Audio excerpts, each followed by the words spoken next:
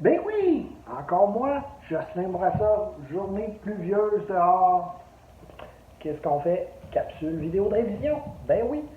Pour les secondaires 1, le module 3 en géographie, on parle ici des territoires à risque. Alors, première partie, on va voir qu'est-ce qu'une ville à risque.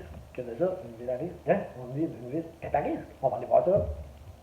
Alors, la petite introduction, on dit que la vie comporte des risques. En effet, hein, on peut être frappé en traversant la rue, notre maison peut prendre en feu, on peut être blessé en faisant des activités, un sport quelconque.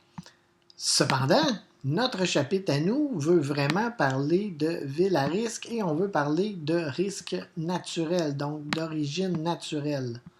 C'est un phénomène où la nature est en cause, on ne peut rien y faire. Alors que la comparaison, lorsqu'on a un risque d'origine humaine, c'est quoi la différence? Ben, naturel, on va parler d'inondation, tremblement de terre, volcan, séisme, tremblement de terre, c'est la même chose.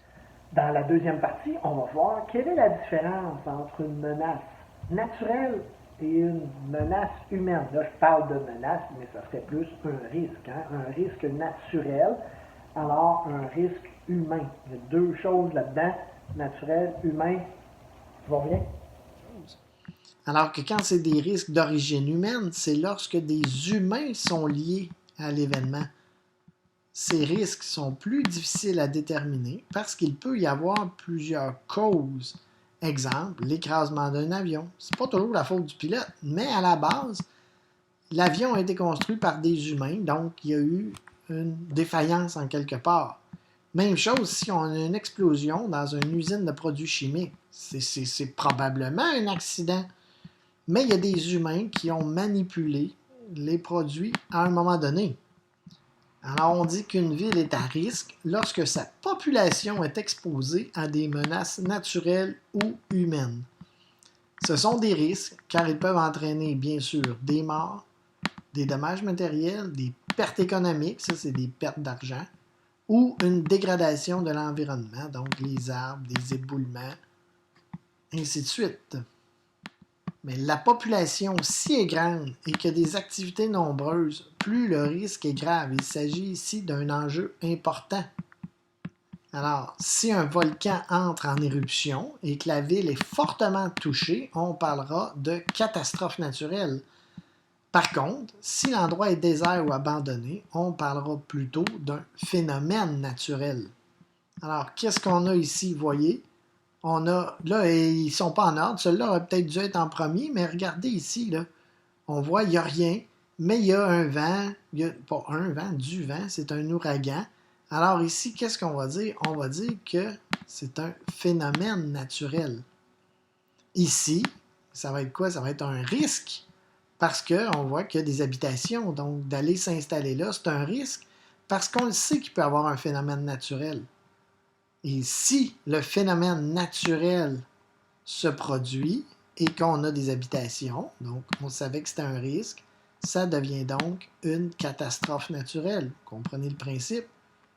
On a un risque qui est un phénomène, parce qu'on le sait qu'il y a un phénomène naturel, et si on s'installe là pareil et que le phénomène se produit, le risque embarque et ça devient une catastrophe. Alors, c'est ce que vous devez expliquer ici. Donc, phénomène naturel, il peut y avoir ce phénomène-là. Ici, ça va être le risque d'aller s'installer là. Il y a une population, il y a des gens. Donc, ils sont à risque que le phénomène se produise. On écrit ça ici. Et finalement, le phénomène, comme j'ai dit tantôt, s'est produit. C'est la catastrophe naturelle. Alors, c'est une autre façon de voir les choses. Alors nous autres, on va s'intéresser plus aux risques naturels. Qu'est-ce qu'on va faire? Il faut trouver la vulnérabilité. Qu'est-ce que la vulnérabilité? Restez là, vous allez le savoir. Donc, partout sur la planète, je l'ai dit tantôt, les habitants doivent composer avec des risques naturels. Pour certains, les risques auront des conséquences plus grandes que pour d'autres. Ça dépend donc où vivent les gens, quelles sont leurs habitations, quelles sont les activités qui sont pratiquées et combien d'argent disposent-ils, donc la richesse du pays, de la ville, de l'endroit. Tous ces éléments-là déterminent la vulnérabilité qui ait la capacité de faire face à la situation d'une population.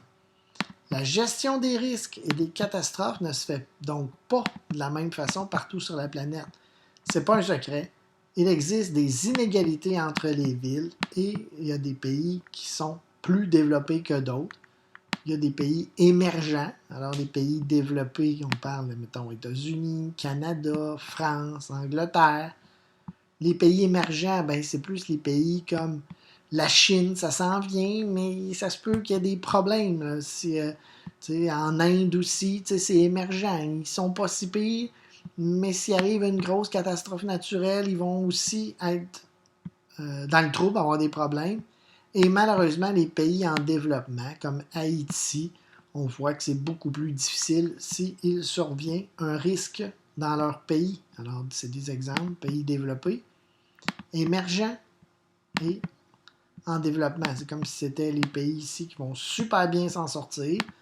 2, ils vont peut-être avoir besoin d'aide des autres pays. Et 3, eux, ils sont vraiment dépendants des autres pays pour les aider à se remettre d'une catastrophe naturelle.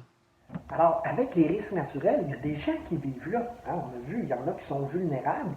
Comment ça se fait que les gens décident d'habiter là quand même? Allons-y. Malgré ça, il y a des gens qui continuent de vivre dans des endroits à risque. Alors, des fois, on n'a pas le choix, hein, ça dépend de leur travail.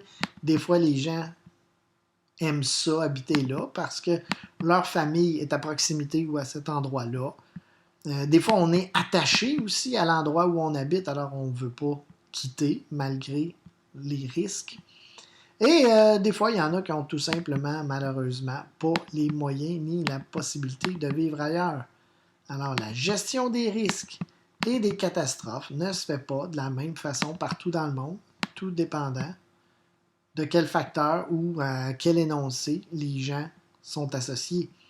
Alors, mon exemple ici, si on prend un séisme qui se produit ou qui se produirait à San Francisco aux États-Unis, ils vont s'en sortir beaucoup mieux, et il n'y a rien de méchant là-dedans, mais les États-Unis est un pays riche, la Californie, l'État est plus riche, et la ville de San Francisco ont des mesures mises en place et sont plus riches que, exemple, si une catastrophe naturelle se produit à New Delhi, en Inde, en Asie. Et voilà, c'est terminé. Alors, sur ce, j'espère que vous avez appris quelque chose. On ne sait jamais. Hein? Alors, à la prochaine. Bye bye.